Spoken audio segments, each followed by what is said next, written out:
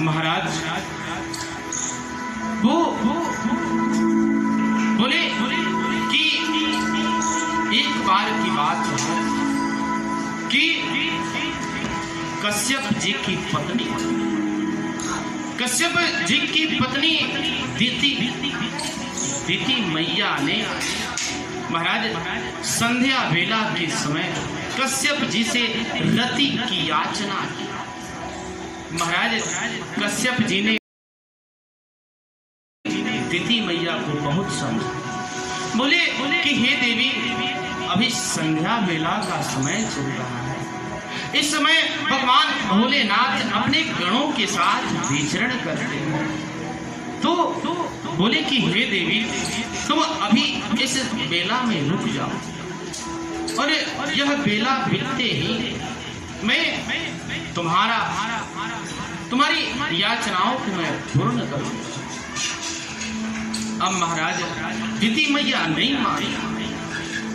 महाराज अब कश्यप ऋषि ने इसलिए मना किया था कि संध्या वेला के समय हमें 4 चीजें नहीं करनी चाहिए।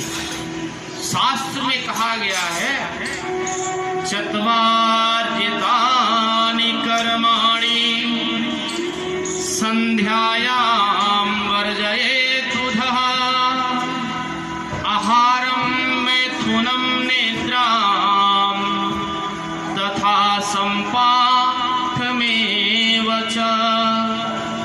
महाराज हमें संध्या वेला के समय 4 ऐसी चीजें हैं जो कभी नहीं करना चाहिए। एक बुद्धिमान व्यक्ति को चाहिए कि वह इन 4 चीजों को कभी न करे संध्या के समय। महाराज एक आहार, एक हमें भोजन नहीं करना चाहिए संध्या के समय, और उसके बाद मैथुन क्रिया, हमें मैथुन क्रिया संध्या के समय में नहीं करना चाहिए, और निंद्रा, हमें सोना नहीं चाहिए संध्या के समय में, कभी भी सोना नहीं चाहिए। और चौथा चीज जो बचाए, तथा संपाठमेव च, यानी कि हमें अध्ययन नहीं करना चाहिए संध्या के वेला में, अध्ययन कभी नहीं करना चाहिए।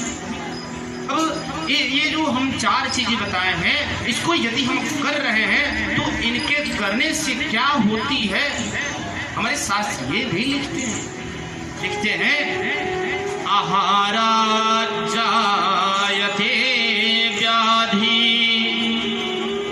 रौद्रो गर्भश्च मैथुना निद्रात् जायते लक्ष्मीः संपाठादायुषः क्षयः।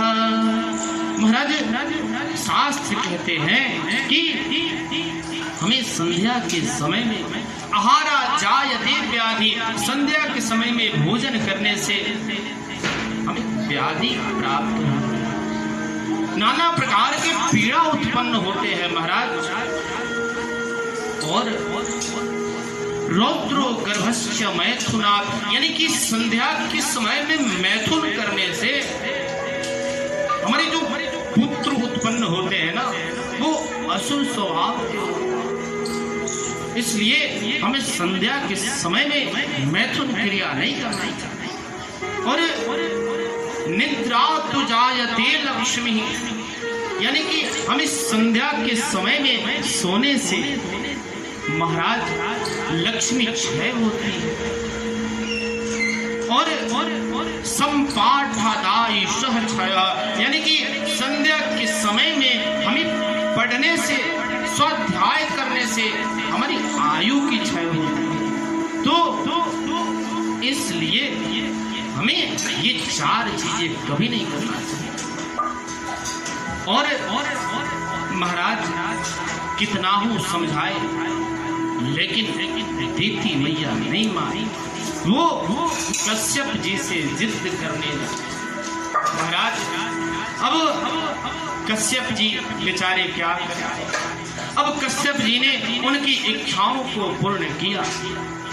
उसके बाद अब अपना स्नान ध्यान आदि किए। अब महाराज स्नान ध्यान आदि करके गायत्री मंत्र जपने लगे। अब जब धरती मैया को, जब धरती मैया की काम वासना शांत हुई ना, अब धरती मैया बड़ा ही पश्चाताप करने लगी। महाराज वो कश्यप जी के सामने हाथ जोड़कर खड़ी हो गई और बोली कि हे स्वामी, मेरे अपराध को क्षमा करें और मैं चाहती हूँ कि यदि मेरे कर्मों की जो सजा मिले ना, तो वो मेरे कर्मों की सजा मेरे पुत्रों को न मिले, मेरे पुत्रों को कभी न मिले। महाराज अब कश्यप जी ने कहा कि हे देवी, अब तुम्हें समझ में आया? अच्छा चलो, तुम्हें समझ में तो आया। मैं तो तुमसे उसी समय से समझा रहा हूं कि संध्या के समय में नहीं करना चाहिए, लेकिन तुमने माना नहीं। मैंने बार बार समझाया, लेकिन तुमने माना नहीं। अब तुम्हारे कर्मों की सजा तो मिलेगी, ये तो निश्चित है। महाराज अब बोले कि तुम अब खेद प्रकट कर रहे हो, उसी समय से तुमको समझा रहा था, तुमने नहीं मानी। महाराज बोले कि तुम्हारे जो पुत्र उत्पन्न होंगे ना, वो पूरी असुर स्वभाव के। महाराज वो पूरी दुनिया को प्रताड़ित करेंगे। तुलसीदास जी कहते हैं, राखी असुर निकर बल भारे, बिनु भगवंत मरे नहीं मारे। महाराज और बोले कि हे देवी, ये जो तुम्हारे पुत्र होंगे, जो असुर स्वभाव के होंगे ना, इनका विनाश करने के लिए भगवान स्वयं अवतार लेके आएंगे और विनाश करेंगे। महाराज अब